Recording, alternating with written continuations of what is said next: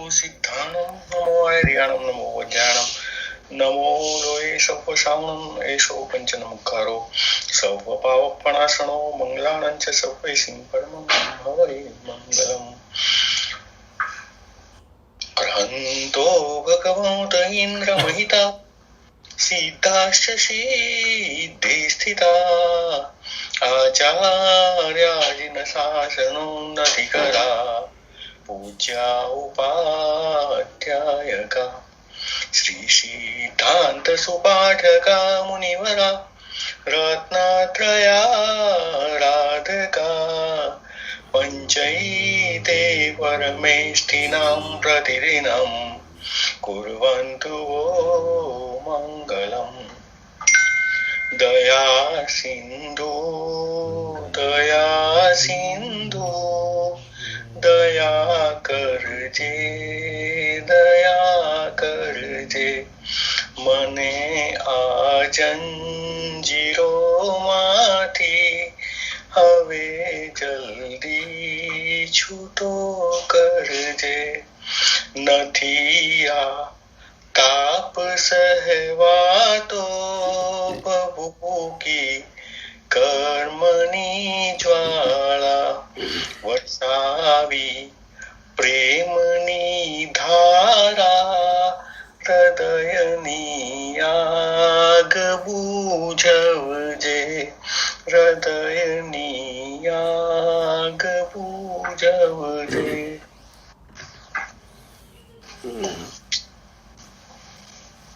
આપણે ગયે વખતે જે સ્વાધ્યાય ચાલતો હતો સત્સંગ અને ધાર્મિક ક્રિયાઓ પર એને આજે આપણે આગળ વધારીશું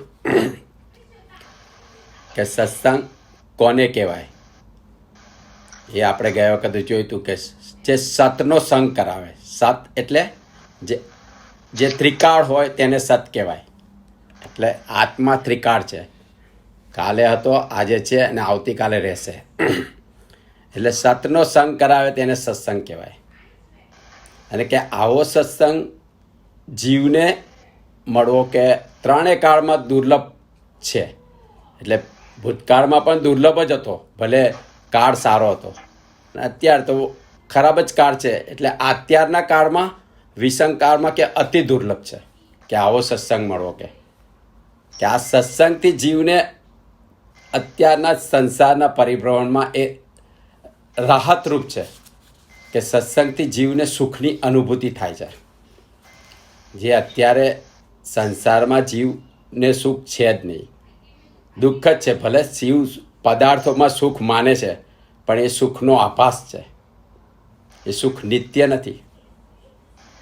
એટલે જ્યારે જીવ સત્સંગમાં આવે છે ત્યારે જીવને એ દુઃખમાં રાહતરૂપ થાય છે આ સત્સંગ. એટલે કે સત્સંગ જીવને આધ્યાત્મમાં આગળ વધવું હોય તો કર્તવ્યરૂપ સત્સંગ કયો, કે કેવો સત્સંગ જીવે કરવો જોઈએ. એટલે જીવને સત્સંગની ઓળખાણ હોવી જરૂરી છે કે સત્સંગ કોને કહેવાય, કેવો સત્સંગ થવો જોઈએ. કે જે સત્સંગમાં કેવળ સતની જ વિચારણા હોય. જે સત છે તેના સિવાય બીજા કોઈ વસ્તુની વિચારણા ના હોય એને સત્સંગ કહેવાય. એટલે કે આ સત્સંગ જેને સાક્ષાત્કાર થયો છે એવા પુરુષના વચનની જ વિચારણા હોય. એટલે જેને સતને પ્રાપ્ત કરેલું છે એવા જ પુરુષે જે વચનો કહ્યા છે એની જ વિચારણા હોય, એની જ પ્રરૂપણા હોય. એટલે એના જ શબ્દો પર વિચાર હોય, એના જ વચનો પર વિચાર હોય, એના વચારો પર જ ઉપદેશ હોય. એનો સંગ થવો એને સત્સંગ કહેવાય. કે આ સત્સંગથી જીવની નજીક થાય, આત્માની નજીક આવે, જીવ સંસારથી દૂર થાય, અસંગતાની આરાધના થાય. કે આ સત્સંગમાં જીવ સતની સમીપ રહે, એ સત્સંગને સાચો સત્સંગ કહેવાય. અને કે આવો સત્સંગ કે જીવને જ્યાં સુધી હોય ત્યાં સુધી જીવને સંસારનો સંગ દૂર રહે, જીવ સંસારથી દૂર રહે. એટલે જીવને કોઈ વિભાવ પરિણામ ઊભું ના થાય. જીવ જે અત્યારે પરમાં છે એ સ્વમાં આવે. એટલે જીવને કોઈ કર્મબંધ થાય નહીં. એટલે જીવ અબંધ દશામાં આવે. જીવ સ્વભાવ તરફ વળે. આવા સત્સંગને કે સત્સંગ સાચો સત્સંગ કહેવાય. બાકી આપણે ગમે તે ધર્મની વાતો કરીએ એને સત્સંગ ન કહેવાય. સત્સંગ એટલે ખાલી સતનો સંગ થવો, એને સત્સંગ કહેવાય. અને આ સત્સંગમાં જીવને સમજાય કે હું પોતે સત છું અને મારે તેને આરાધવું છે, મારે તેને ઓળખવું છે સતને. એટલે આવી જીવને સમજ આવે આ સાચા સત્સંગમાં. એટલે જીવને પોતાનું ભિન્નપણું સમજાવવું જોઈએ કે આત્મા અને શરીર એ બંને ભિન્ન છે, કે હું સત સ્વરૂપ છું કે એવું જીવને સમજાવવું જોઈએ. એટલે જીવને તો જ જીવને દ્રષ્ટિ પોતાના તરફ આવે. જે દ્રષ્ટિ અત્યારે બાહ્ય તરફ છે એ દ્રષ્ટિ પોતાના તરફ આવે જો સત્સંગ સાચો હોય તો. એટલે જીવ જે બહિર્મુખ છે તે અંતર્મુખ થાય અને જીવના બંધ ભાવ છૂટે, અબંધ દશામાં આવે જીવ. એટલે જીવને જે સ્વરૂપનો લક્ષ કરાવે એ સત્સંગ સાચો સત્સંગ. પોતાના આત્મ સ્વરૂપનો લક્ષ કરાવે અને દ્રષ્ટિ આત્મા તરફ લઈ જાય, અંદર તરફ, જે બહાર તરફ છે. એટલે કે આવા સત્સંગથી જીવને સમ્યક્ત્વની પ્રાપ્તિ થાય અને આ સત્સંગ સાચો છે. પણ આવો સત્સંગ કે જીવને આવા સત્સંગની પહેલાં તો ઓળખાણ થવી જ મુશ્કેલ છે જીવને. કારણ કે એના માટે આવા સત્સંગની ઓળખાણ થવા માટે જીવને પુણ્ય જોઈએ. બહુ પુણ્યના યોગે જ જીવને આવો સત્સંગ મળે, કોઈ સાચો પુરુષ મળે. ને સાચા પુરુષ તો છે જ, પણ એની ઓળખાણ પણ આટલું પુણ્ય હોય, બહુ પુણ્ય ભેગું થયું હોય, પુણ્યાનુબંધી પુણ્ય, તો જ આવા સત્સંગની જીવને ઓળખાણ થાય ને આવો સત્સંગ મળે. એટલે જીવને જ્યાં સુધી સંકિત નથી થયું ત્યાં સુધી જીવને આ પુણ્યની જરૂર છે, પુણ્યાની બંધી પુણ્યની. એટલે જીવે આ પુણ્યનો માર્ગ કે ત્યાં સુધી છોડવો ન જોઈએ. પુણ્યનો માર્ગ એટલે શું? ધાર્મિક ક્રિયાઓ કે જે જપ, તપ, માળા, ભક્તિ કે સત્સંગ કે જે કરતા હોય તે સામાયિક, પ્રતિક્રમણ, આ બધી ધાર્મિક ક્રિયાઓ છે.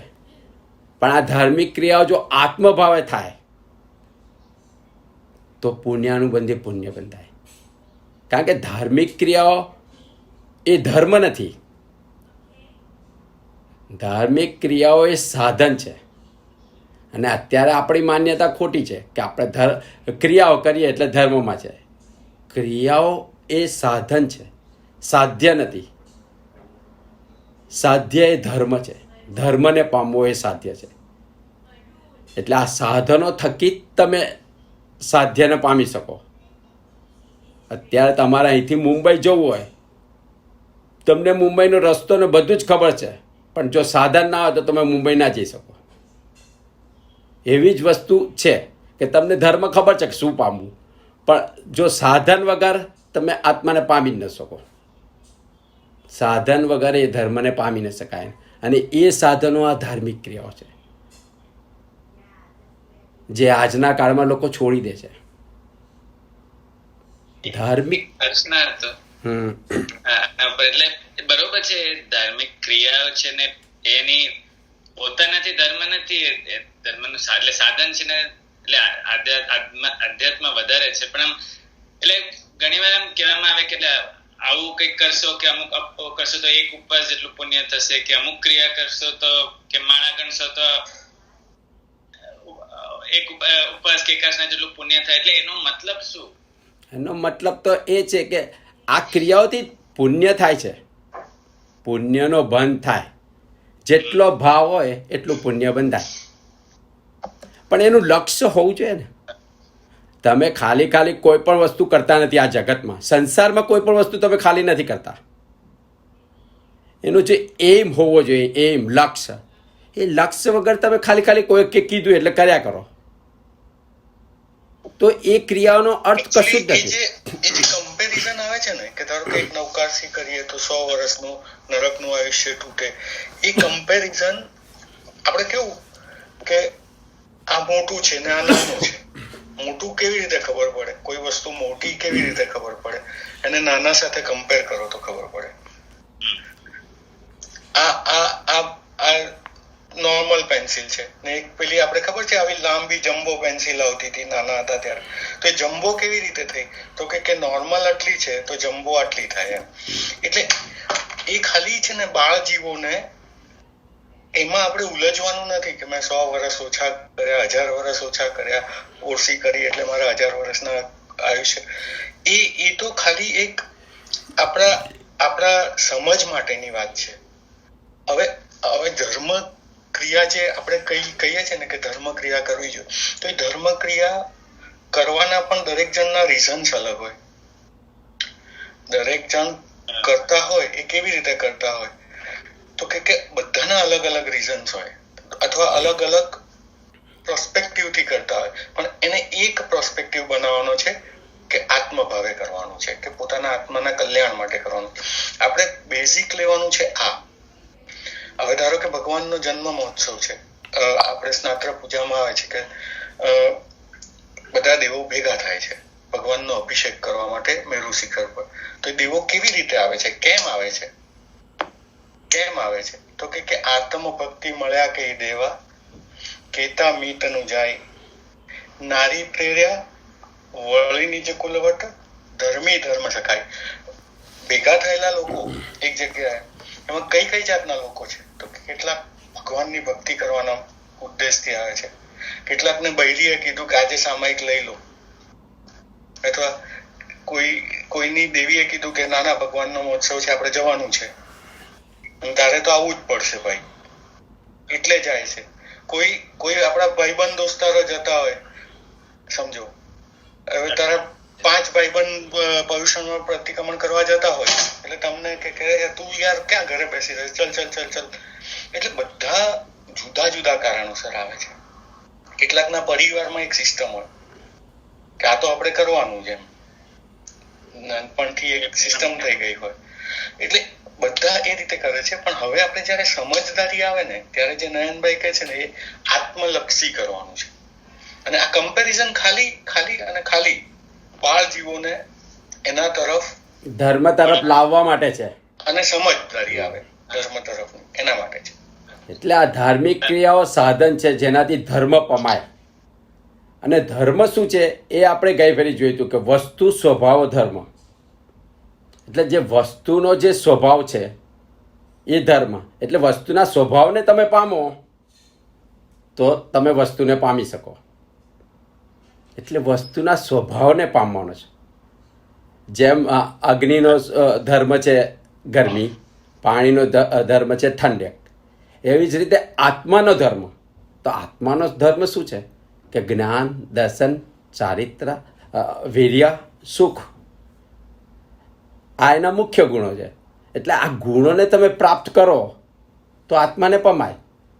અને આત્માને પામવું એ ધર્મ છે. અને આ ધર્મ આ ધાર્મિક સાધનો ના હોય તો પમાય નહીં. જીવ એમ કે હું તો આત્મા જાણું છું, કે આત્મા તો શુદ્ધ જ છે, કે આત્માને તો કાંઈ જરૂર જ નથી. આ કાંઈ જરૂર નથી, પણ ત્યાં સુધી પહોંચવા માટે સાધનોની જરૂર છે. જ્યાં મેં તમને કીધું ને કંઈથી મુંબઈ મને ખબર છે ક્યાં છે, કેવી રીતે જવાય પણ ખબર છે, પણ જ્યારે સાધન જ નથી, ગાડી નથી, એરોપ્લેન નથી, તો હું કેવી રીતે મુંબઈ જાઉં? એટલે જીવ, અત્યારનો જીવ છે ને સાધનો છોડી દે છે. આત્મા કર્યા કરે, પણ ભાઈ આત્માને પહોંચવા માટે સાધનો જોશે. આત્મા તારી અંદર જ છે, પણ તું તારી અંદર જઈ નથી શકતો, સાધનો વગર જઈ નથી શકતો. એટલે આજે જ્ઞાન ને દર્શનને પામવા તો તમને આત્મા પામાય. કારણ કે આત્મા જ્ઞાનરૂપી છે. આપણે આત્માના લક્ષણમાં જોઈતું કે આ જગતમાં જેટલા પદાર્થો છે એમાં જીવ જ એક પદાર્થ એવો છે કે જે ચેતનવંતી શક્તિ છે. તેમાં એ ચેતનવંતી શક્તિ જ્ઞાનને લઈને છે. જ્ઞાન એટલે જાણવું, ઓકે, અને દર્શન એટલે જોવું. એટલે આ જ્ઞાન ને દર્શનની શક્તિ એક જીવમાં જ છે. અને જીવને છે ને એ જ્ઞાન જ્યારે આવે ને, પણ એ જ્ઞાન તમને પહોંચાડતું નથી. ગૂગલ મેપ તમને રસ્તો બતાવે, તમે તમારું લક્ષ્ય નક્કી કર્યું તો, અને એના પછી પણ તમારે તમારો માર્ગ નક્કી કરવો પડે. ગૂગલ મેપ 4 રસ્તા બતાવે. તમારે અહીંયાથી પાસેરીસ જવું છે તો ઈસીપી વાળો બતાવશે, પીઆઈ વાળો બતાવશે, ઇન્ટરનલ રોડ બતાવશે, બધોક થઈને બતાવશે. 4 રસ્તા બતાવશે, પણ તમને કયો અનુકૂળ છે, તમારા વાહનને કયો અનુકૂળ છે. તમે સાયકલ લઈને નીકળ્યા છો તો તમારે શોર્ટેસ્ટ લેવો છે. તમે ક્રિયા છે એટલે એ પુણ્યની વસ્તુ છે, પણ લક્ષ્ય તો હોવું જ જોઈએ. હા, લક્ષ્ય હોવું જોઈએ. એ લક્ષ્ય તમને બતાવે, પછી માર્ગ તમારે ચૂઝ કરવાનો. એટલે એટલી આપણી આત્મજાગૃતિ આવવી જોઈએ કે આપણે માર્ગને ચૂઝ કરી શકીએ. કે મને ભક્તિ ગમે છે તો હું ભક્તિ પર વધારે વેઇટ આપું અને ક્રિયા પર કદાચ ઓછું વેઇટ જાય મારું, પણ ભક્તિ પર વધારે વેઇટ હોય. આ રીતે તમારે તમારો રસ્તો પછી નક્કી કરવાનો છે. એ ક્યારે આવે? જ્યારે તમારું ઇન્વોલ્વમેન્ટ આવે, તમારું વ્હીકલ તૈયાર હોય, તમે તૈયાર હો, ટ્રાવેલિંગ ટાઈમ તૈયારી હોય તમારી, ત્યારે તમારું ઇન્વોલ્વમેન્ટ થયું કહેવાય. અને એના પછી તમે એનો રૂટ નક્કી કરશો કે મારે કયા માર્ગે જવું છે. એટલે આપણે શું કરીએ છીએ કે પેલો આ બાજુ વળી ગયો, એને જવા દો. એનું લક્ષ્ય એને ખબર છે, એ પહોંચશે. તમને એ પાછી રીસ મળી જશે. તમે ઈસીપી લીધો, પેલા એ પીઆઈ લીધો, પણ ભલે લીધો તો આપણે પછી શું કરીએ છીએ કે આપણે ઈસીપી લીધો ને પેલા એ પીઆઈ લીધો તો આપણે પેલાને કન્ડેમ કરવામાં જ આખો રસ્તો બગાડી કાઢીએ છીએ આપણો. એને બદલે આપણે આપણા રસ્તા પર ફોકસ કરીએ, આપણે આપણા માર્ગ પર ફોકસ કરીએ, એના લેન્ડમાર્ક્સ જોતા જઈએ અને એનો ટેસ્ટ કરતા જઈએ કે ભાઈ હવે મેપ કેટલું બતાવે છે કે 12 કિલોમીટર લઈને નીકળ્યો તો હવે 4 કિલોમીટર બતાવે છે. ધેટ મીન્સ કે હું સાચે રસ્તે છું. મારે પેલાની ચિંતા કરવાની નથી. એક સ્ટેજ સુધી બરાબર છે, પછી તો મારે મારી જ ચિંતા કરવાની છે. એ કે છે સ્વાધ્યાય. એટલે જ્ઞાન ને દર્શનને પામો તો આત્માને પમાય. એટલે આત્મા જ્ઞાન સ્વરૂપી છે. એટલે અત્યારે પણ જો આપણને જ્ઞાન છે, આપણને આ બાહ્ય જ્ઞાન છે, એક સ્વયંસમ જ્ઞાન છે કે શાસ્ત્રના આધારે જે અત્યારે હું આ તમને કહું છું, શાસ્ત્રના આધારે મને પ્રાપ્ત થયેલું જ્ઞાન છે. એક સ્વયંસમ જ્ઞાન છે. એ પણ આત્માનું જ જ્ઞાન છે, પણ એ જ્ઞાન એક સ્વયંસમ જ્ઞાન છે. એ જ્ઞાન થી જીવને છે ને કસાય વધે, માન કસાય કે હું જાણું છું. એટલે આ જ્ઞાન શુદ્ધ જ્ઞાન નથી. શુદ્ધ જ્ઞાન આત્માના આશ્રય થાય, એને સ્વસત્તાવલંબી જ્ઞાન કહે છે. જ્યારે જે આ સ્વયંસમિક જ્ઞાન છે એ પર સત્તાવલંબી જ્ઞાન છે કે બીજાના શાસ્ત્રોના આધાર પર તમારા જે આવરણ છે, કર્મના આવરણ, જે જ્ઞાનાવરણીય કર્મના આવરણ, એ હટે છે ને તમને જ્ઞાન પ્રાપ્ત થાય છે. જ્ઞાન તો આત્માનો જ ગુણ છે. જો દરેક જીવમાં મતિ જ્ઞાન તો હોય છે જ જન્મથી, ચાહે એકેન્દ્રિયનો હોય. એકેન્દ્રિય જીવમાં પણ અનંતના અક્ષરના અનંત ભાગ જેટલું જ્ઞાન છે જ, તેથી તેને સંવેદના થાય છે. એટલે મતિ જ્ઞાનથી જ, અને મનુષ્યમાં મતિ જ્ઞાન અને શ્રુત જ્ઞાન બે હોય, જ્યારે બીજા બધા જીવમાં મતિ જ્ઞાન છે. અને આ મતિ જ્ઞાનની શુદ્ધતાથી જ જીવને બીજા જ્ઞાન પ્રગટ થાય. જે મન પર્યવ જ્ઞાન, એ જેટલી શુદ્ધતા વધે, અવધિ જ્ઞાન, અને અતિ શુદ્ધ થાય ત્યારે કેવા જ્ઞાન થાય. એટલે જ્યાં સુધી જીવને આત્મજ્ઞાનની દશા ન આવીએ હોય ત્યાં સુધી જીવે આ ધાર્મિક ક્રિયાઓ છોડવી ન જોઈએ. જીવને આત્માનો અનુભવ ન થયો હોય ત્યાં સુધી આ ધાર્મિક ક્રિયાઓ છોડવી ના જોઈએ. ધાર્મિક ક્રિયાઓ આત્માના ભાવ સહિત થવી જોઈએ. ભાવ સહિત મીન્સ જ્ઞાન સહિત થવી જોઈએ. તમે જે પણ ક્રિયા કરો એ જ્ઞાન સહિત કરવું જોઈએ. ભલે નાના હોય ત્યાં સુધી બહાર જીવો કરે કે બીજાના સમજાવે કરે, પણ તમારે એ ક્રિયા જાતે સમજવી જોઈએ કે શું હું શાના માટે કરું છું.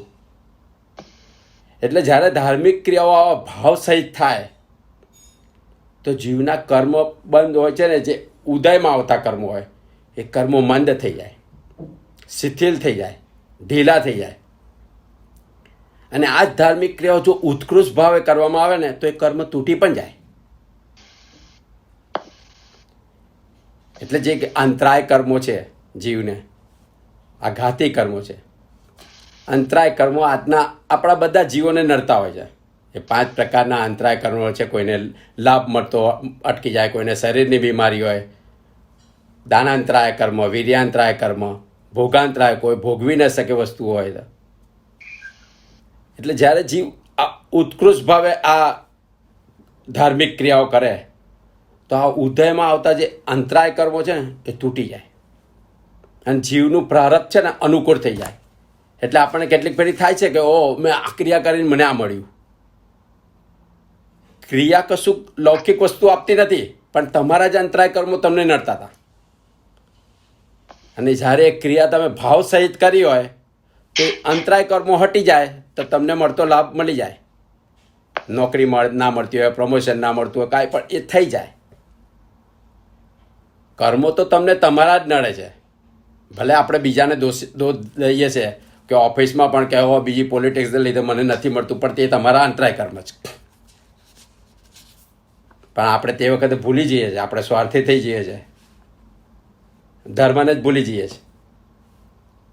અને બીજું આ એટલે ધાર્મિક ક્રિયાથી આ એક અંતરાય કર્મ તૂટે, મન થઈ જાય.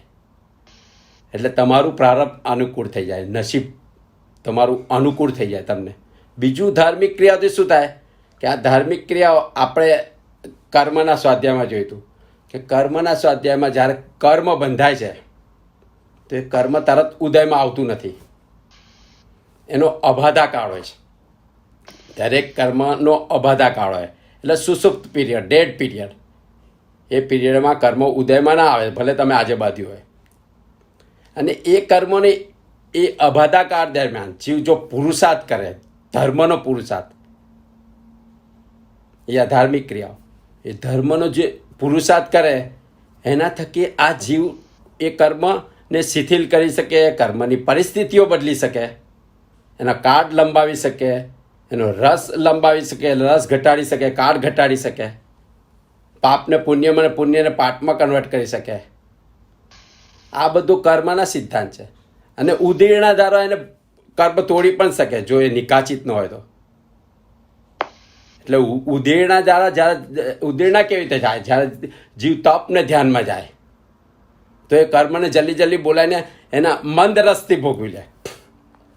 એટલે એનો રસ મંદ પડી જાય અને કર્મો આત્માના પ્રદેશ પરથી આવીને જતા રહે, જીવને ખબર પણ ન પડે. એવી જ રીતે આ ધાર્મિક ક્રિયાઓ કરવાથી જે અશુભ કર્મો છે, અશુભ કર્મોની જે સ્થિતિ છે એને ટૂંકી કરી નાખે અને શુભ કર્મોની સ્થિતિ લંબાઈ જાય, જેને ઉદ્વર્તના અને અપવર્તના કહેવામાં આવે છે. કે સ્થિતિને લાંબી ટૂંકી કરી શકે, રસને વધારી ઘટાડી શકે. એટલે આ ધાર્મિક ક્રિયાઓથી આ તમારા જે કર્મો, અશુભ કર્મો હોય એની જે સ્થિતિ હોય, કાળ એનો ટૂંકો થઈ જાય અને શુભ કર્મનો કાળ લંબાય. અને જે ચોથી કર્મની એ છે સંક્રમણ, કે તો પાપની પ્રકૃતિ પુણ્યમાં પલટાય ને પુણ્યની પાપમાં પલટાઈ જાય. એટલે આ ધાર્મિક ક્રિયાઓથી જે પાપની પ્રકૃતિ હોય છે એ પુણ્યમાં પલટાઈ જાય. એટલે આ બધું થઈ શકે છે. એટલે ધાર્મિક ક્રિયાઓ જો ઉત્કૃષ્ટ ભાવે કરવામાં આવે તો જીવનો સંસાર ઘણો સારો થઈ જાય.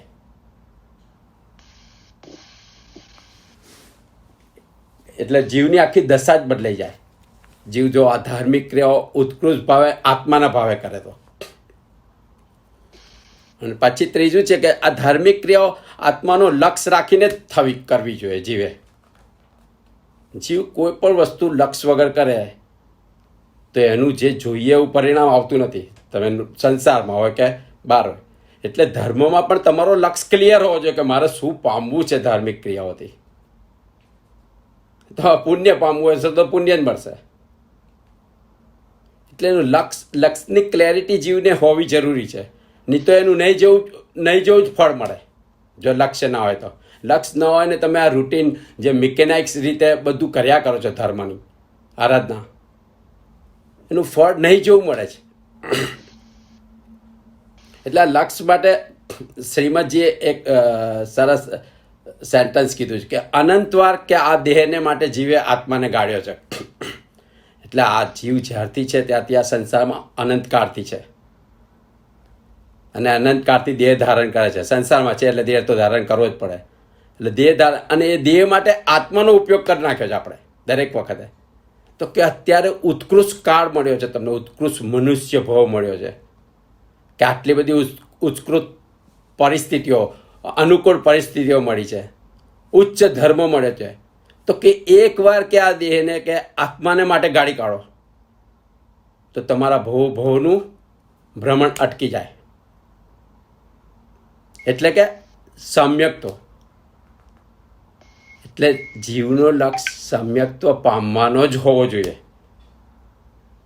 આ જે પણ ધાર્મિક ક્રિયાઓ કરીએ એનો લક્ષ્ય સમ્યક્ત્વ પામવાનો જ હોવો જોઈએ. તો કે આ લક્ષ્ય બંધાય કેવી રીતે જીવને? જીવ કહે છે કે સમ્યક્ત્વ છે, બોલે જ ખરો, પણ બંધાય કેવી રીતે? તો કે એ લક્ષ્ય બાંધવા માટે જીવે છે જગતની વિસ્મૃતિ કરવી પડે. એટલે જગતને ભૂલવું પડે. જગત એટલે સંસારને. કે આ જીવ જગત સાથે જોડાયો છે મોહભાવને લઈને, આસક્તિને લઈને. દરેક જીવ વસ્તુઓ પર જીવને આસક્તિ છે, અટેચમેન્ટ, મોહભાવ છે. અને જીવને મૂર્છા ભાવ છે. મૂર્છા એટલે બેભાન અવસ્થામાં જીવ એ બાજુ જ ખેંચાયા કરે છે. એટલે આ મૂર્છા ભાવ, આસક્તિ અને જે મોહ ભાવ છે એને જીવે ઓછા કરવા પડે, મંદ કરવા પડે. એટલે જીવ જે રસ અને રુચિ છે, સંસાર તરફની જે રસ, રુચિ ને આસક્તિ છે એ જીવ મંદ કરે તો જ જગતની વિસ્મૃતિ થઈ શકે. કમ્પ્લીટ છોડવાનું નથી, પણ એને મંદ કરવાનું છે કે જેમાં જે જીવ ઘડીએ ઘડીએ ખેંચાઈ જાય છે. એટલે કારણ કે રુચિ હોય ત્યાં રસ થઈ જ જાય. રુચિ એ છે શ્રદ્ધાનું પર્યાય છે, અને રસ છે એ ચારિત્રનો પર્યાય છે. એટલે જ્યાં રુચિ હોય જીવની ત્યાં રસ જાય. એટલે રસ રુચિ જીવની ઓછી થવી જોઈએ, આસક્તિ ભાવ ઓછો થવો જોઈએ સંસારના પદાર્થો, સંસારના જીવો પ્રત્યે. એ મન થાય તો જ જગતની વિસ્મૃતિ થાય, જગતને ભૂલી શકાય. અને બીજું સતના ચરણમાં રહેવું. સતના ચરણમાં એટલે જેને સત પ્રાપ્ત કર્યું છે એવા પુરુષના ચરણમાં રહેવું. એટલે તીર્થંકર ભગવાન, જેને સત પ્રાપ્ત છે, આત્મા પ્રાપ્ત છે, એના ચરણમાં રહેવું. તો કે એ કેવી રીતે રહેવું? તો કે એના પ્રત્યે સમ્યક શ્રદ્ધા થવી જોઈએ. એટલે જે સત્પુરુષ છે એના પ્રત્યે સમ્યક શ્રદ્ધા થવી જોઈએ, અને બીજું જગતની વિસ્મૃતિ થવી જોઈએ. તો જ જીવને આ સમ્યક્તાનું લક્ષ્ય બંધાય, અને તો જ જીવ આ લક્ષ્ય ધાર્મિક ક્રિયાઓ કરી શકે. એટલે પણ આટલું લક્ષ્ય જીવને બંધાય છતાં પણ જીવ ક્રિયા કરી નથી શકતો. કદાચ કોઈ જીવને આટલું લક્ષ્ય બંધાય આપણે જોતા હશે, પણ તો એ આત્માના લક્ષ્ય ક્રિયા ત્યારે જ થઈ શકે જ્યારે જીવનો સ્વચ્છંદ જાય. કે આ સ્વચ્છંદ છે ને સૌથી મોટામાં મોટો દોષ છે, પોતાનું ડાપણ. હું જાણું છું, હું કરું તે સાચું. એટલે આ સ્વચ્છંદ જ્યાં સુધી ન જાય ત્યાં સુધી જીવ આત્મલક્ષ્ય ક્રિયાઓ ન કરી શકે. આ મતાર્થે સૌથી મોટો દોષ છે જીવનો કે પોતાનો. હા, આપણે લક્ષ્ય તરફનું જે ગતિ હોય અને લક્ષ્ય પ્રાપ્તિ, જે નયનભાઈ કીધું, એનું એક આપણે પ્રેક્ટિકલ એક્ઝામ્પલ જોઈએ ખાલી. એને થોડુંક વધારે ડિસ્કસ કરીએ કે એક ચાલીમાં બે મિત્રો રહે છે બાજુની રૂમમાં. હવે બંને જણ પોતપોતાની રીતે નાનો મોટો ધંધો શરૂ કરે છે. હવે બંનેના લક્ષ્યમાં ફરક છે. એક જણનું લક્ષ્ય છે કે મારે ઉદ્યોગપતિ બનવું છે અને એક જણનું લક્ષ્ય છે કે મારે વાલકેશ્વરમાં ઘર લેવું છે. બંને જણ પુરુષાર્થ ચાલુ કરે છે. હવે બંનેનું નસીબ સાથ પણ આપે છે અને કમાવા માંડે છે. હવે કમાવા માંડ્યા ત્યારે શું થયું કે એક જેને ઉદ્યોગપતિ બનવાનું લક્ષ્ય બનાવ્યું હતું કે નહીં મારે તો દુનિયાના સૌથી અમીર આદમી બનવું છે કે એવું એક લક્ષ્ય રાખ્યું હતું, અને ઓલાએ લક્ષ્ય રાખ્યું હતું કે મારો 2 બેડરૂમ 3 બેડરૂમનું ઘર. ત્યારે તો લક્ષ્ય પણ નાના હોય. જ્યારે તમે 125 ફૂટની રૂમમાં રહેતા હો ત્યારે તમારો લક્ષ્ય પણ 1 બેડરૂમ કે 2 બેડરૂમના એક ઘરનો હોય. એટલે હવે લક્ષ્ય તરફની ગતિની વાત કરીએ કે બંને જણે નાનો ધંધો શરૂ કર્યો અને બંને જણ કમાવા લાગ્યા. હવે એક જણ લાખ કમાયો, 2 લાખ કમાયો, 5 લાખ કમાયો, પેલો પણ એ રીતે કમાયો. એમ કમાતા બંને જણા 1 કરોડ કમાયા. હવે શું થયું કે પેલો ચાલીમાં રહેતો હતો ને, અને વાલકેશ્વર જવું હતું, એને એમાંથી વાલકેશ્વરમાં જગ્યા લીધી. અને બીજો જે માણસ હતો જેને ઉદ્યોગપતિ થવું હતું એને રહેવાનું ચાલીમાં જ ચાલુ રાખ્યું અને એક નાની ઓફિસ લીધી, એક નાની ફેક્ટરી લીધી. લક્ષ્ય તરફની ગતિ આ રીતે થઈ. હવે પેલો વાલકેશ્વર જઈને સંતુષ્ટ થઈ ગયો અને હવે એ જેટલું કમાય છે એટલું કમાતો રહ્યો. ઓલાએ ફેક્ટરી કરીને એ ફેક્ટરી સક્સેસ ગઈ. એમ કરતા એ એક ઉદ્યોગપતિ થઈ ગયો ધીમે કરતા. પણ એને પહેલા ઇનિશિયલ સ્વાર્થ ના જોયો કે ના હું મોટા ફ્લેટમાં જઉં, ના હજુ 2 વર્ષ કાઢી નાખીએ આપણે આ ચાલીમાં, પહેલી ફેક્ટરી લઈએ. એવા એક્ઝામ્પલ આપણે ઘણા જોયા છે જિંદગીમાં, પણ આપણે નોટિસ નથી કરતા. એટલે મોક્ષનું લક્ષ્ય લઈને આવે અને એક છે પુણ્ય બાંધવાનો લક્ષ્ય લઈને આવે કે ના મને પુણ્ય મળે એટલે હું આ રીતે મને સ્વર્ગના સુખ મળે કે ફલાણું મળે કે ઢીકણું મળે. એ ત્યાં અટકી ગયો. અને બીજો જે હતો જેને મોક્ષના સુખનું લક્ષ્ય રાખ્યો હતો, પ્રવૃત્તિ બંનેની સેમ હતી, બંને સામાયિક કરતા હતા, બંને સાથે પૂજા કરતા હતા, સાથે ભાવના ભાવતા હતા, પણ પુણ્યનો લક્ષ્ય વાળો પુણ્ય પર અટકી ગયો અને મોક્ષના લક્ષ્ય વાળો 3-4 ભવે મોક્ષે જતો રહ્યો. એટલે આ જે લક્ષ્ય તરફની એક નિષ્ઠા એ સમ્યકથી આવે. પણ એ સમ્યક દર્શન ક્યારે આવે? જ્યારે તમારા એફર્ટ સક્સેસફુલ થતા જાય. જ્યારે એફર્ટ તમારા સક્સેસફુલ થવા માંડે ત્યારે પછી તમે લક્ષ્ય બંધાય. એટલે એકદમ લક્ષ્ય તરફની તમારી જે ડિઝાઇનિંગ હોય એ ક્લિયર થતું જાય. એ ક્લિયર ડિઝાઇનિંગ તમને તમારા લક્ષ્ય તરફ લઈ જાય. એટલે આપણે જ્યારે અત્યારે બાળ વયમાં આપણે નાના છોકરાઓને ક્રિયા કરાવીએ ત્યારે એમાં એક ભૂમિકા બંધાય. એના પછી જ્યારે એ સમજણા થાય ત્યારે એનું લક્ષ્ય બંધાય. પણ આપણે હવે શું થઈ ગયું છે કે નાના છોકરા જેવા પહેલેથી જ હતા ને એવા જ રહ્યા છીએ. લક્ષ્ય તરફની શુદ્ધિ આવતી નથી. સમજદારી આવવા છતાં પણ લક્ષ્ય તરફની શુદ્ધિ આવતી નથી. એટલે આપણે શું થશે કે આપણને સ્વર્ગનું સુખ પણ કદાચ મળશે, આમાં પણ આપણે સુખી થઈ શકશું, કે ગાડી ઘોડા આવી જશે ધારો કે. પણ એ ગાડી ઘોડા એ લક્ષ્ય નહોતું. તમે નાનું લક્ષ્ય બાંધી દીધું. જ્યાં ગુજરાતીમાં એક કહેવત છે કે નિશાન ચૂક માફ, નહીં નીચું નિશાન. એટલે તમે જ્યારે આભને અડી શકવાની ક્ષમતા ધરાવતા હતા ત્યારે તમે એ નિશાનને ખાલી એક કેરી પાડવા પર કેન્દ્રિત કરી દીધું. આકાશ તરફ જોયું આપણે, વચ્ચે એક કેરી દેખાય અને ઉપર ઊંચું લક્ષ્ય દેખાયું. આપણે નિશાન કેરીનું બાંધ્યું અને આકાશ તરફના લક્ષ્ય વાળો 10 વખત ફેલ ગયો, પણ એ છેલ્લે તો ત્યાં જ પહોંચ્યો. એટલે લક્ષ્ય જ્યારે આપણે સમજના થઈએ, આ સત્સંગ વગેરેનો લાભ એ હોવો જોઈએ કે આપણામાં સમજણ આવવી જોઈએ. એટલે જે આપણું નોલેજ છે ને, પુસ્તક વાંચ્યા પછીનું જે નોલેજ છે ને એ પ્રેક્ટિકાલિટીમાં આવવું જોઈએ પ્રેક્ટિકાલિટીમાં આવ્યા પછી એના લક્ષ્ય બંધાય કે નહીં મારે આ લક્ષ્ય છે, અને આ એક જ ભાવ એવો છે 84 લાખ યોનિમાં આ એક જ ભાવ એવો છે કે જેમાં તમે લક્ષ્ય બાંધી શકો, લક્ષ્ય તરફ ગતિ કરી શકો. બાકી તો દેવના ભાવમાં કોઈ તમે એફર્ટ કરવાના નથી, કોઈ પુણ્ય પણ નથી બાંધવાના, પાપ પણ નથી બાંધવાના. એવા ઉત્કૃષ્ટ કોઈ પુણ્ય કે પાપ બાંધવાના ભાવ આવવાના નથી. તિર્યંચના ભાવમાં એ નથી આવવાનું. એ જેટલા તમારા ભોગવવાના છે ને, સાતા વેદનીય અને અસાતા વેદનીય, એ જ ભોગવવાના છો. જ્યારે આ એક ભાવ એવો છે કે જ્યાંથી આખા ટાર્ગેટ બદલી શકાય, આખી ગતિ બદલી શકાય. એટલે એ વસ્તુ આપણા હાથમાં છે. આ સત્સંગ, ધર્મક્રિયાઓ એ કરવાનું કારણ એક જ છે કે આ ભાવ આપણે લક્ષ્ય બાંધીને જઈએ, અને જેટલી લક્ષ્ય તરફની ગતિ થાય ને, એ ડેસ્ટિનેશન પર આપણે પહોંચતા જઈએ. એક વિસામે પહોંચશું ને તો બીજો વિસામો દેખાશે.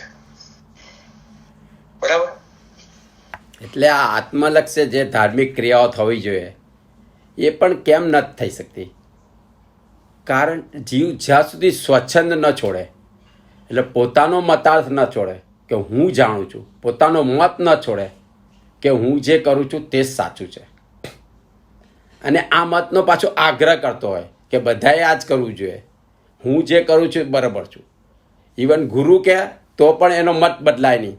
એટલે જીવ જે આ સ્વચ્છંદમાં ફસાય છે એ સૌથી મોટો દોષ છે. અને આ સ્વચ્છંદને લીધે જ સંકેત પામી નથી શકતો.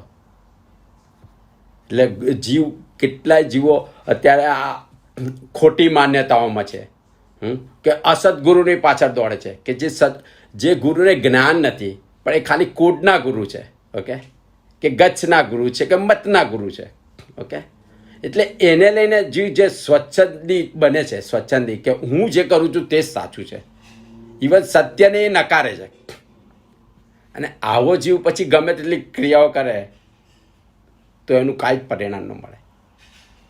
જીવ ઓક સંજ્ઞાએ દોડે છે, કે મારા કુળના છે, કે મારા માનેલા છે, કે એટલે મારી જાતવાળા છે એટલે હું એને માનું, કે પછી લોક સંજ્ઞાએ માનું કે લોકો જ્યાં દોડે છે કે હું એવું જ કરું, હું ત્યાં નહીં જઉં તો લોકો શું કહેશે. એટલે આ બધું જ્યાં સુધી જીવ આ સ્વચ્છંદ ન છોડે, જ્યારે એને સાચની પ્રાપ્તિ થાય એવી છે અને છતાંય જીવ આ સ્વચ્છંદમાં અટકાયેલો છે, તો એને આત્માના લક્ષ્ય ક્રિયા ના થાય. કારણ કે એને આત્મા કરતાં બાહ્ય બધું વધારે એટ્રેક્ટ કરે છે, કે મારો મત, હું જાણું છું, મારું ડાપણ. એટલે જીવને લક્ષ્ય સમ્યક્તાની વાત કરતો હોય, પણ સમ્યક્તા એટલે તો આત્માને પામવાનો છે. તો આત્માને પામવામાં આ બધું ક્યાં આવ્યું? પણ જીવ આ બધા બહારમાં જ અટકી જાય છે, કે મને તો આ જ કીધું છે, મારે તો આ જ કરવું જોઈએ, મારા કુળમાં તો આ જ છે. એટલે આ જીવ જ્યાં સુધી આ સ્વચ્છંદ ન છોડે ને ત્યાં સુધી એની આત્માના લક્ષ્ય ક્રિયા ના થાય. એટલે કહે છે કે ધાર્મિક ક્રિયાઓ આત્મા ભાવે થવી જોઈએ, જેમાં આત્માનો જ ભાવ આવવો જોઈએ. સત્સંગ આત્મભાવે થવો જોઈએ, અને સંસાર એ પર ભાવે થવો જોઈએ. પણ આપણે શું કરીએ છીએ? આપણે સંસાર આત્મભાવે કરીએ છીએ કે મારા વગર તો આ ના ચાલે, મારે તો આ કરવું જ પડે, મારાથી જ આ ઘર ચાલે, મારાથી જ આ દુનિયા ચાલે, મારાથી જ આ સમાજ ચાલે. એટલે આ સંસારના કામમાં આપણે પૂરેપૂરા ડૂબી જઈએ છીએ. જ્યારે ધર્મનું કામ, જે ધાર્મિક ક્રિયાઓ છે એ આત્મભાવે થવી જોઈએ, પણ એ પરભાવે કરે છે કે ધાર્મિક ક્રિયાઓ કરતી વખતે આપણું ધ્યાન ક્યાંય હોય છે. એટલે જીવ જ્યારે આ સંસારની ક્રિયાઓ જે આત્મભાવે કરે ત્યારે જીવનો સંસાર જ વધે. એટલે કહે છે કે ધાર્મિક ક્રિયાઓ આત્મભાવે થવી જોઈએ અને સંસાર પર ભાવે થવો જોઈએ. અને જ્યાં સુધી કે જીવને શુદ્ધ આત્મા પ્રાપ્ત ન થાય, એટલે ત્યાં સુધી જીવે ધાર્મિક ક્રિયાઓ છોડવાની નથી.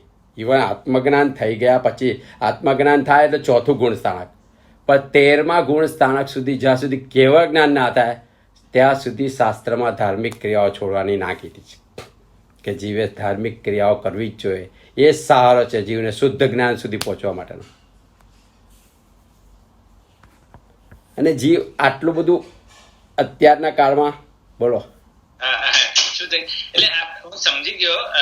એટલે મને એટલે સ્પેસિફિક એક પૂછ્યું હતું કે હવે આપણે એટલે સંસારમાં હોઈએ અને હવે ધારો કે ઘણા એવા હોય કે બધા દેરાસરો કે કોઈ એવી મહાવીર જૈન વિદ્યાલય હોય રીતે એની વહીવટમાં કામ લાગેલો હોય, ટ્રસ્ટીઓ હોય, એટલે ડોનેશન પણ આપે અને પછી વહીવટમાં પણ બધું કામ કરે. એટલે એક જાતની ક્રિયા થઈ, ધર્મ ક્રિયા પણ થઈ, પણ એમ સંસારમાં થઈ. એટલે એવું કરવું એનું એટલે કઈ રીતે એની બાબતમાં વિચારવું કે એટલે એ કઈ જાતનું કાર્ય છે કે એમાં આત્માની શુદ્ધિ નથી? તમારે આત્મા પામવો છે તો આ કોઈ જ ક્રિયાની જરૂર નથી. પણ તમે આત્મા પામી નથી શકતા તો કંઈક શુભ કરો કે અશુભમાંથી શુભ આવવા માટે આ બધી પ્રવૃત્તિ છે કે હું ઉપાશ્રયનું કામ કરું કે દેરાસરનું કામ. આ અશુભમાંથી શુભમાં આવવા માટેની છે. પણ જો તમે ખરેખર શુભમાં જ છો ને એનાથી આગળ જવું છે તો આ કોઈ ક્રિયાની જરૂર નથી. પછી પેલી શુદ્ધ ધાર્મિક ક્રિયા થવી જોઈએ. આ બધા બાહ્ય વ્યવહાર છે કે પણ એ એટલું જ જરૂરી છે. હા એટલે જરૂર કહું છું એટલે એવા જીવો છે જે જીવો ધર્મમાં આગળ નથી વધી શકતા એ આ કરી શકે તો સારું છે. ઓકે, એક દેરાસર બનાવ્યો સમજો, એક મહાવીર જૈન વિદ્યાલય બનાવ્યું સમજો કે એના વહીવટમાં તમે હાથ આપ્યો અને ચોખ્ખો વહીવટ કરાવીને સારા છોકરાઓ તૈયાર કર્યા સમજો.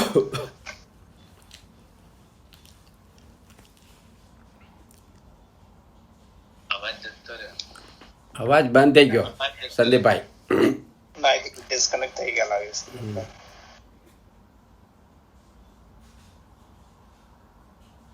સંદીપભાઈ અવાજ બંધ. તો દેખાય છે અવાજ બંધ. ના એટલે જ્યાં સુધી માણસ અશુભમાંથી શુભમાં આવવા માટે આ પ્રવૃત્તિ કરે ત્યાં સુધી બરાબર છે. પણ જીવને જ્યારે તો આત્મજ્ઞાન પામવું છે તો પછી ત્યાં આ બધી ક્રિયાઓ છોડવી પડે. પછી એ ધાર્મિક ક્રિયાઓ શુદ્ધ આત્મા માટે જ થવી જોઈએ. બાકી ત્યાં આગળ તમે અટકી જાઓ તો ત્યાં જ અટકી જાઓ. એ પુણ્યનું કામ થાય. તમારું પુણ્ય બંધ થઈ શકે કે ચાલો હું સમાજનું કામ કરું છું કે દેરાસરનું કામ કરું, લોકોને વ્યવસ્થા કરી આપું ધર્મની. એટલે એ તમે શુભ પ્રવૃત્તિ કરો છો. એટલે આ શુભ સંદીપભાઈ કહે છે એ જરૂરી છે પણ એ દરેક જીવની પોતાની દશા છે, જુદી દશા. કે તમને લાગે છે કે હું આટલું જ કરી શકું, આનાથી આગળ નથી વધી શકતો તો તમે એ કરો. પણ ત્યાં જ અટકી જવું એ ધર્મ નથી. તમે જો ત્યાં દેરાસરો પહેલાંના કાળમાં દેરાસરની વ્યવસ્થા કરનારા સંઘવી હતા, તે ધર્મિષ્ઠ જીવો હતા. પોતાનો પણ ધર્મ કરતા હતા, પોતાના આત્માનું કરતા હતા અને સમાજનું પણ વ્યવસ્થા કરી આપતા હતા. જ્યારે અત્યારે જીવ ખાલી સમાજની વ્યવસ્થામાં જ એવું માને અને ધર્મમાં વ્યાખ્યાનમાં બેસે નહીં, સત્સંગમાં આવે નહીં, એવા જીવો એ ત્યાં સુધી કરી શકે. ખોટું તો કશું જ અત્યારે જો જૈન ધર્મ બધી જ ડાયરેક્શનમાંથી બધા ન્યાયથી જોવાનો છે. ઓકે, એટલે જેની જેવી દશા. બાકી તમે જેને ધર્મ માની લો તો એ ધર્મ નથી. સોરી, મારું કનેક્શન. ઓકે, હવે આપણે શું કરીએ છીએ એ એક જ પ્રવૃત્તિ કે હું ચલો આ સંઘનો ટ્રસ્ટી થઈ ગયો કે અમે દેરાસર ત્યાં આપણે અટકી જઈએ છીએ. પણ એ છે ને એ પણ એક સાઈડની પ્રવૃત્તિ છે. તમે જે પણ સોશિયલ ધર્મને લક્ષીને સોશિયલ એક્ટિવિટીમાં જોડાયા છો ને એ પણ એક સાઈડ છે. છેલ્લું લક્ષ્ય શું છે તમારું? તો કે મારે મારા આત્માનું કલ્યાણ કરવાનું છે. હવે આપણે શું કરીએ છીએ એક અહમમાં આપણે બીજું બોલી જઈએ છીએ કે મેં દેરાસર બંધાવ્યું અથવા તો મેં આ સંસ્થા ચાલુ કરી અથવા તો હું આ સંસ્થાનો અદ્ભુત વહીવટ કરું છું. એમાં આપણે પછી છેલ્લે શું થાય છે કે આપણે એમાં ને એ જાળમાં ફસાઈએ છીએ. એ જાળમાં ફસાવાનું નથી. એ જાળમાં ફસાવાને બદલે એ તમારી ખાલી એક્સ્ટ્રા એક્ટિવિટી હોય ને. જે છોકરાઓ હવે ધારો કે સ્કૂલમાં 10 સબ્જેક્ટ ભણાવતા હોય, 6 સબ્જેક્ટ ભણાવતા હોય ને એક સીસી ને ઈસી ને બધું હોય છે ને, એક એક્સ્ટ્રા કરિક્યુલમ એક્ટિવિટી, બરાબર? એક્સ્ટ્રા કરિક્યુલમ એક્ટિવિટી તમારી દરેકના પોતાના શોખ પ્રમાણે હોય. તમારામાં વહીવટની તાકાત છે તો તમે કોઈ સંસ્થાનો વહીવટ સંભાળે, કોઈને બેડમિન્ટન રમવાની આવડત હોય તો એ બેડમિન્ટન રાખે, કોઈને સ્કેટિંગ શીખવાની આવડત હોય તો સ્કેટિંગ કરે, ક્રિકેટ રાખે. આ બધી એક્સ્ટ્રા એક્ટિવિટી છે. લક્ષ્ય શું છે તમારું? ગ્રેજ્યુએશન, બરાબર. પણ આપણે શું કરીએ છીએ, દરેક માટે એક સમય નક્કી કરવામાં આવે છે. એક સ્કૂલમાં કેવું હોય કે 8 જુદા જુદા સબ્જેક્ટના 8 પીરિયડ્સ હોય, બરાબર. એ 8 પીરિયડમાં તમારે 8 સબ્જેક્ટ ભણવાના છે. અને બદલે આપણે એક પર વધારે વજન આપી દઈએ. એક પર વધારે વજન આપીને બીજામાં જો નાપાસ થઈશ તો તારો ગ્રેજ્યુએશનનો લક્ષ્ય તો પૂરો નથી થવાનો. એટલે આ બધી એક્ટિવિટીઝ છે ને એ એક્સ્ટ્રા કરિક્યુલમ એક્ટિવિટી ગણીને ચાલવાનું છે. પણ મેઇન લક્ષ્ય શું છે? આત્માની નજીક જવાનું. તપ કરો, ધર્મ કરો, સામાયિક કરો, કોઈ પણ ક્રિયા કરો, પૂજા કરો, પણ તમારો લક્ષ્ય આત્માની નજીક જવાનો છે. હવે આત્માની નજીક જવું એ મુખ્ય ઉદ્દેશ હોય ત્યારે આ સાઈડની એક્ટિવિટીમાં કેટલા માર્ક આવ્યા એટલું જ ખાલી ઇમ્પોર્ટન્ટ છે. સ્કોરિંગ જ કરવાનું છે એમાં ખાલી. આમાં નાનું સ્કોરિંગ જ કરવાનું છે. મુખ્ય હવે તમારે ધારો કે એના પછી તમારે મેડિકલમાં જવું છે, તમારું લક્ષ્ય મેડિકલમાં જવાનું છે, તો તમારો જે સાયન્સ છે, મેથ્સ છે, એના પર ફોકસ હોવું જોઈએ. પછી એક્સ્ટ્રા કરિક્યુલમ એક્ટિવિટીમાં ખાલી પાસ જ થવાનું છે, ગુજરાતીમાં પાસ જ થવાનું છે તમારે. પણ આપણે શું કરીએ છીએ, એ પ્રવૃત્તિમાં અટવાઈ જઈએ છીએ અને પછી એનું અભિમાન આવે આપણને, એનો અહમ આવે, એના પ્રત્યેની આપણી એક એવી પ્રીત થઈ જાય આપણી સંસ્થા માટે કે એમાં જો કોઈ વચ્ચે આવે તો એનું આમ કરી નાખવું, મારી સંસ્થાને શેનું આમ કરે. આ બધા જે એટેચમેન્ટ આવે ને એને લીધે એક સ્ટેજ પછી એ બધાની પણ ના પાડી છે. એક સાધુ હોય કે જેને પોતાના આત્માનું કલ્યાણ કરવાનું છે, એને આવી સંસ્થાઓ સાથે ઇન્વોલ્વ થવાની ના પાડી છે. એને પ્રેરણા કરીને શ્રાવકોને જે કરવું એ કરે. એટલે મોટા લક્ષ્યો જ્યારે આવી જાય તમારી પાસે ત્યારે પછી નાના લક્ષ્યમાં અટવાઈએ નહીં ને, એ પ્રવૃત્તિ છે. પણ આ કરવું જ જોઈએ, આ સાથે કરવું જ જોઈએ, પણ આવા ભાવથી કરવું જોઈએ કે મારામાં ચલો મેનેજમેન્ટની આવડત છે તો મેં સંભાળી લીધું. That's all. એટલે આ એક્સ્ટ્રા કરિક્યુલમ એક્ટિવિટીઝ છે. ઓકે, એટલે આપણે ધર્મ તો ઘણો કરીએ છીએ. ઓકે, કોઈ તપ કરે છે, કોઈ ક્રિયાઓ કરે છે, કોઈ પૂજા કરે છે, કોઈ ભક્તિ કરે છે. પણ આ જીવમાં ધર્મ ઉતર્યો છે કે નહીં એ કેમ ખબર પડે? એ જાણવું કઈ રીતે? તો કે એ જાણવા માટે જીવના પરિણામ જાણવા જરૂરી છે. કે આપણે ધર્મ કર્યો, હવે આપણામાં ધર્મ ઉતર્યો કે નહીં, કે આપણે આપણા પરિણામને જોઈ શકીએ છીએ? એ પરિણામ જ્યાં સુધી ના જુઓ ત્યાં સુધી ખબર ના પડે કે આપણે આ કરીએ શું, એ વેસ્ટેજ છે કે એનો કંઈક અર્થ છે. એટલે જીવે પોતાનું અવલોકન કરવું જરૂરી છે જ્યારે ધર્મ કરે પછીથી. તો જ એનાથી ધર્મનો નિર્ણય થાય. એટલે પોતાના પરિણામનું જો જીવ અવલોકન કરે તો જ ધર્મનો નિર્ણય થાય કે ધર્મ જીવનમાં ઉતર્યો છે કે નહીં. આપણે ધર્મ ઘણો કરીએ છીએ, તો એનું અવલોકન કેવી રીતે કહ્યું, કયા પરિણામ જોવા? તો કે જીવમાં રાગદ્વેષ ઓછા થયા છે. આટલો ધર્મ કરીએ છતાં રાગદ્વેષ થોડાક પણ ઓછા થયા છે. કશાયની ઉપશાંતતા થઈ છે, કે ક્રોધ, માન, માયા, લોભ થોડાક પણ ઓછા થયા છે, મન થયા છે. કે જીવનો સ્વચ્છંદ ઓછો થયો છે, કે મારો જ મત સાચો, હું માનું તે જ સાચું. અને એનો પાછો આગ્રહ, એટલે આ હઠાગ્રહ, મતાગ્રહ જીવના ઓછા થયા છે. કે પ્રતિબંધ ઓછા થયા છે. આ બધા ક્વેશ્ચનો જીવે જાતે પૂછવાના છે કે પ્રતિબંધ ઓછા થયા. પ્રતિબંધ એટલે શું? કે જે આચરણ જીવન, પ્રતિબંધ 4 પ્રકારના છે: દ્રવ્ય, ક્ષેત્ર, કાળ ને ભાવના. એટલે કોઈ પણ વસ્તુ વગર મને ચાલી શકે છે,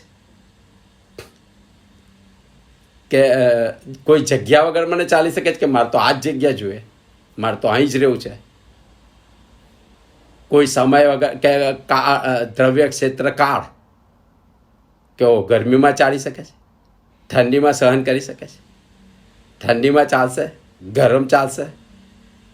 અને ભાવ કે મારા છે એટલે ત્યાં જ થવું જોઈએ, મારા ના હોય તો હું ધર્મ ન કરી શકું કે આ ન કરી શકું. એટલે આ બધા પ્રતિબંધ જે અગવડતા છે બધી, એ અગવડતામાં જીવને હાલશે, ચાલશે, ફાવશે, ગમશે ની સ્થિતિ આવી જોઈએ.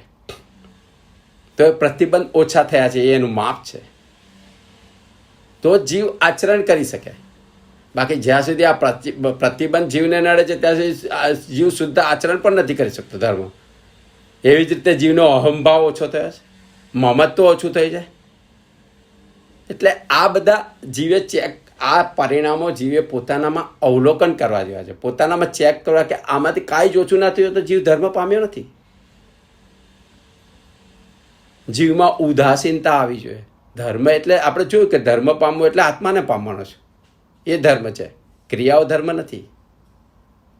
અને જીવ જેટલો આત્માની નજીક જાય એટલો સંસારથી દૂર થાય. અને આ બધું જ થાય છે તે સંસારને લઈને જ થાય છે. જીવને જે રાગ દ્વેષ કસાય છે, સ્વચ્છંદ છે, એ બધું સંસારને લઈને જ છે. એટલે જીવ સંસારથી દૂર થાય તો આ બધા પરિણામો શુદ્ધ થવા જોઈએ. જીવમાં ઉદાસીનતા આવી જોઈએ, સંસાર પ્રત્યેની આસક્તિ છે ઓછી થવી જોઈએ. એટલે જીવના વ્યવહારમાં આવા પરિવર્તન દેખાય તો તેમાં ધર્મનો પ્રવેશ થયો છે એવું કહેવાય જીવમાં. એટલે જીવના પરિણામ શુદ્ધ થવા જોઈએ. જીવના વ્યવહારમાં કે બદલાવ આવવો જોઈએ કે. એટલે જીવ સંસારમાં ભલે રહે પણ સંસાર એમાંથી નીકળતો જાય જો જીવ ધર્મમાં હોય તો. એટલે આ ઉદાસીનતા આવે તે ધર્મનું માપ છે. અને આપણે એનું અવલોકન કરવું જરૂરી છે. બાકી ધર્મ ક્રિયા આપણે એટલી મિકેનાઇઝ રીતે કર્યા કરીશું તો એનો કોઈ જ અર્થ નથી. આપણા પરિણામ બદલાવા જોઈએ તો આપણે ધર્મમાં છે એવું ખબર પડે. બાકી ધર્મની બાહ્ય ક્રિયા કરવાથી જો પરિણામ ન બદલાય તો ધર્મ તમારામાં પ્રવેશ પામ્યો નથી. એટલે બીજું સમય છે આપણે બીજું અત્યારના કાળમાં જીવને સંકિત કેમ નથી થતું? અત્યારના કાળમાં જ્ઞાની પુરુષ છે, ધર્મનો માર્ગ છે, છતાં સંકિત કેમ નથી થતું? તો કે એનું પહેલું કારણ તો કે એ જ છે કે અત્યારે કાળ વિષમ છે, કળિયુગ છે, અને આ કાળની અસર જીવો પર છે. જીવો પર કેવી રીતે કે એને લઈને આ કાળની અસરને લઈને જીવ છે ને, જીવની જે પરમાર્થ વૃત્તિ છે, જે પરમને પામવા તરફની જે વૃત્તિ છે, મનનું વલણ છે, જે આત્માને પામવાનું, એ એની વૃત્તિ છે ને ક્ષીણ થતી જાય છે, એકદમ મંદ થતી જાય છે. અને તેનું સૌથી મોટું કારણ જીવ અત્યારે પૂતગલ પાછળ પાગલ થઈ ગયો છે. પહેલાંના આજથી 50 વર્ષ પહેલાં તમે જુઓ પૂતગલની વસ્તુઓ કેટલી હતી. એક દાંતની ટૂથપેસ્ટ લેવા જાઓ તો એક જ ટાઈપની મળતી હતી, અત્યારે 50 ટાઈપની મળે. એવી જ રીતે દરેક સાધનો રોજ નવા કેટલાય 100-200 શોધો થતી હશે અને 100-200 નવા સાધનો મળે જગતમાં. એટલે આ પૂતગલની બોલબાલા છે અત્યારે. અને જીવ આ પૂતગલની પાછળ ખેંચાય છે. એટલે એની પરમાત્મ વૃત્તિ ક્ષીણ થતી જાય છે. અત્યારે આપણે જોઈએ છે ને, ધર્મ કરવાનો સમય નથી મળતો, પણ બીજો બધો સમય છે જીવ પાસે. એટલે આ પૂતગલની પાછળ પાગળ થયેલો જીવ છે, એની પરમાર્થ વૃત્તિ ક્ષીણ થઈ જાય. ક્ષીણ છે એટલે ધર્મ જોતો જ નથી જીવને, ભલે ધર્મની વાતો કરે, આત્માને પામવો નથી. એટલે આ એનું સૌથી મોટું કારણ છે સંકિત નહીં થવાનું. એ બીજું કારણ છે કે આજ્ઞાંતિકપણું. એટલે જીવ અત્યારના કાળમાં જીવનું આજ્ઞાંતિકપણું ટકતું નથી. એટલે જીવ ગુરુની આજ્ઞામાં રહેતો જ નથી, સ્વચ્છંદી છે. સ્વચ્છંદ આપણે જોઈએ ને, સ્વચ્છંદ. ઇવન દીક્ષા લે પછીથી પણ સ્વચ્છંદ હોય કે હું કરું તે જ કરું. ગુરુની આજ્ઞામાં જીવ રહેતો નથી અત્યારનો. અને ત્રીજું કારણ છે કે કદાચ કોઈ જીવ પરમાત્મા આગળ પણ વધી જાય, અમુક વસ્તુ સુધી આગળ પણ વધે, પણ કે એની દ્રઢતા ટકતી નથી. અમુક સમય પછી જીવ ધર્મને છોડી દે. અને એવા આપણે ઘણા કિસ્સા જોયા છે કે કોઈ જીવ 5-10 વર્ષ સુધી ધર્મમાં રચ્યો પચ્યો રહે અને પછી તે ધર્મમાંથી જ ગાયબ થઈ જાય. એવા ઘણા જીવો અત્યારે તમને જોવા મળશે. હિન્દુસ્તાનમાં ખાસ, અહીં તો ખબર ન પડે, પણ હિન્દુસ્તાનમાં કેટલા લોકો ધર્મ કરતા હોય છે અને પછીથી એવા સંસારમાં ડૂબી જાય કે ધર્મને જ ભૂલી જાય.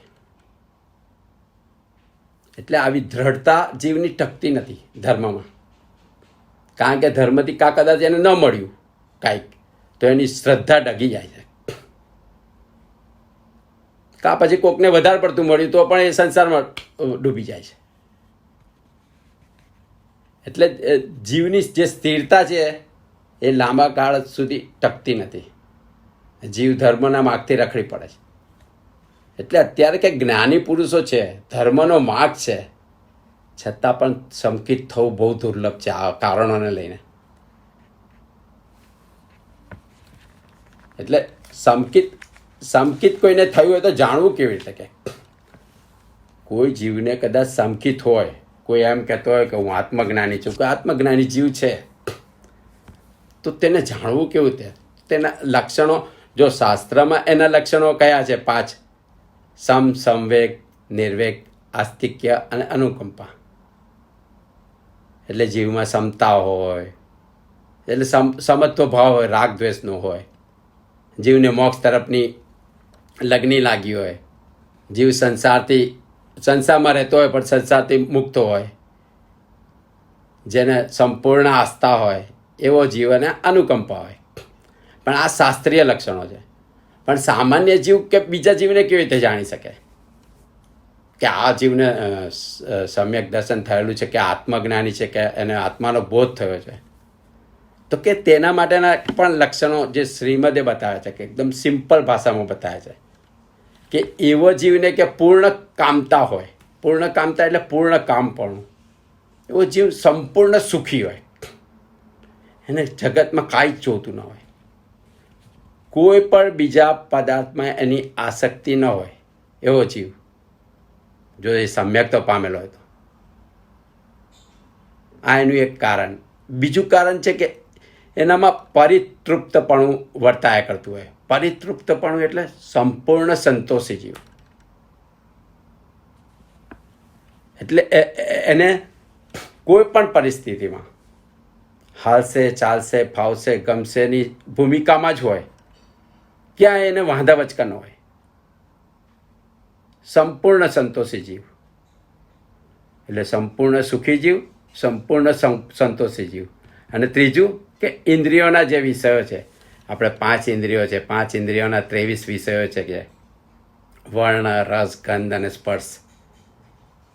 કે આ ઇન્દ્રિયોના વિષયોની પાછળ આ જીવ કે એને પામવા માટે કોઈ જ પ્રયત્ન એનો ના હોય, કે કોઈ ટેસ્ટને પામવા માટેનો પ્રયત્ન હોય, કે કોઈ વસ્તુને પામવા, કોઈ જ પ્રયત્ન, આ 5 ઇન્દ્રિયોના એકે વિષયને પામવા માટે એનો કોઈ જ પ્રયત્નશીલ ના હોય જીવ. એવો જીવ.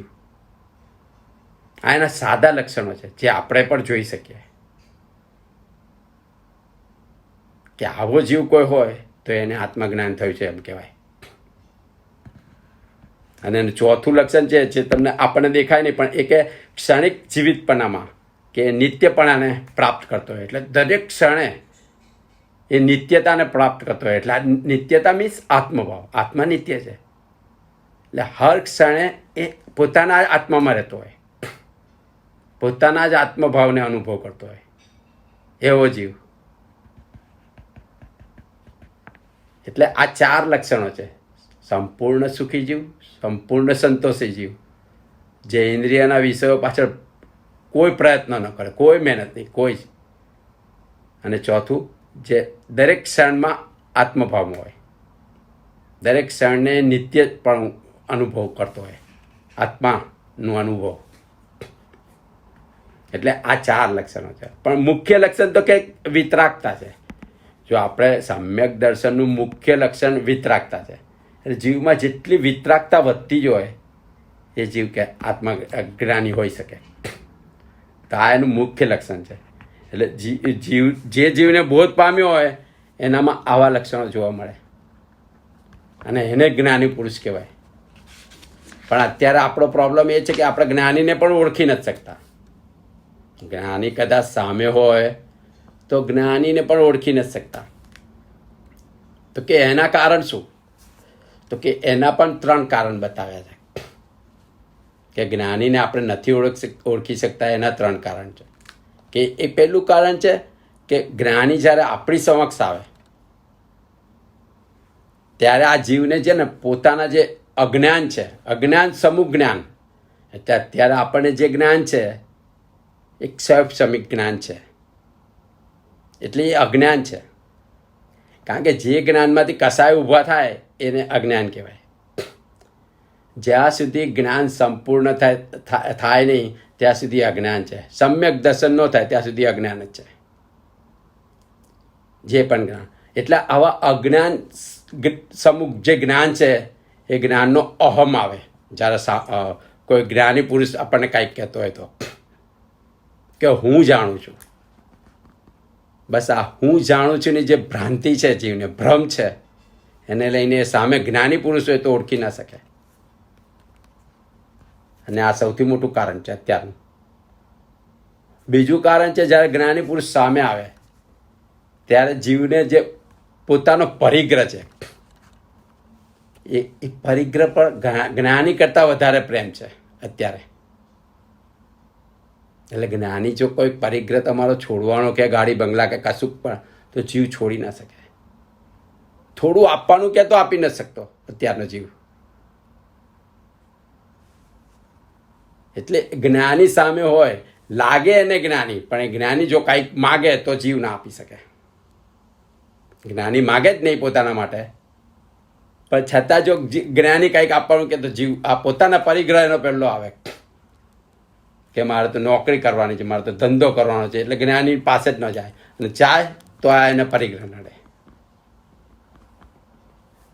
અને ત્રીજું કારણ છે કે આપણે જ્ઞાનીને લૌકિક દ્રષ્ટિથી જ જોઈએ છે, આપણી સંસારની દ્રષ્ટિથી, કે સંસારમાં આપણે સંબંધો કેવી રીતે રાખીએ, સંસારના વ્યવહાર કેવી રીતે રાખીએ, એવા તોલમાપથી જ આપણે જ્ઞાનીને જોઈએ. બાકી જ્ઞાનીની દશા તો અલૌકિક હોય, એને સંસાર સાથે કાંઈ લેવા દેવાનો હોય. પણ આપણે સંસારની દશા પ્રમાણે જોઈએ, એટલે એના બાહ્ય આડંબર જોઈએ, બાહ્ય એના ડ્રેસિંગ જોઈએ, કે એની પાછળ ટોળા જાય છે કે નહીં, કે લોકો એને પાછળ જાય છે કે લોકો જ્યાં જાય તે જ્ઞાની કહેવાય અત્યારનો કાળનું. એટલે આપણા તોલમાં આવા સંસારિક થઈ ગયેલા છે કે ત્યાં 5000 માણસ ભેગું થાય છે એટલે જ્ઞાની છે. પણ જ્ઞાનીની દશા જ અલૌકિક હોય. જ્ઞાનીને કોઈની પડી ના હોય, જ્ઞાની પોતાનામાં જ મસ્ત હોય. એને એના ના કપડાની પડી હોય કે ના બાહ્ય આડંબરની પડી હોય, બાહ્ય દેખાવાની પડી હોય. એટલે આ 3 મુખ્ય કારણ છે કે જેને લઈને આપણે જ્ઞાનીને ઓળખી શકતા નથી. કે એક તો આપણું અજ્ઞાન સમૂહ જ્ઞાન, બીજું આપણને આપણા પરિગ્રહ પર પ્રેમ, અને ત્રીજું આપણે જ્ઞાનીને આપણે લૌકિક દ્રષ્ટિથી જ જોઈએ છે, એનો તોલમાપ કરીએ. લૌકિક એટલે સંસારિક દ્રષ્ટિથી. અને એટલે સામે જ્ઞાની હોવા છતાં આ જીવ જ્ઞાનીને ઓળખી શકતો નથી. એટલે અત્યારના કાળમાં જ્ઞાની નથી એવું નહીં, જ્ઞાની ના હોત તો ધર્મ માર્ગ જ ના હોત. અત્યારે જે આપણે આ સત્સંગ કરીએ છીએ, આ ધર્મ માર્ગ છે એટલે સત્સંગ કરીએ છીએ, અને ધર્મ માર્ગ છે એટલે જ્ઞાની પણ છે જ. પણ આપણી દશા એવી છે કે આપણે જ્ઞાનીને ઓળખી શકતા નથી. એટલે આપણે પહેલાં તો એવી દશા પ્રાપ્ત કરવી પડે. આપણી કસાયની મંદતા થવી જોઈએ, ધર્મની જિજ્ઞાસા થવી જોઈએ, ધર્મ તરફ જવાની ખેવના થવી જોઈએ, તો જ્ઞાનીને આપણે ઓળખી શકીએ. એટલે આપણે સંસાર છોડવો નથી ને છતાં જ્ઞાની જોઈએ છે તો ન મળે આપણને. આપણી જેવી દશા છે એવા જ જ્ઞાની આપણને મળે બહાર, એવા જ ગુરુ મળે. આપણને જ્ઞાની એકદમ આપણા ઘરમાં જોઈએ છે, પણ એવી રીતે ન આવે. જ્ઞાનીને શોધવા જવા પડે. જ્ઞાની કોઈ દિવસ સામે આવે નહીં, કારણ કે એ પોતાના આત્મામાં જ એની રમણતા હોય, આત્માની મસ્તી જ હોય. તો તમારી મસ્તી જોવા શું લેવાય આવે? જ્ઞાની કોઈનું કલ્યાણ કરવાય ન આવે. હા, એની કલ્યાણની જિજ્ઞાસા હોય, પણ એ કલ્યાણ થઈ શકતું એક હદ હોય, ત્યાં સુધી એ કરી શકે. બાકી જ્ઞાનીને તમારે જ શોધવા પડે. ઓકે,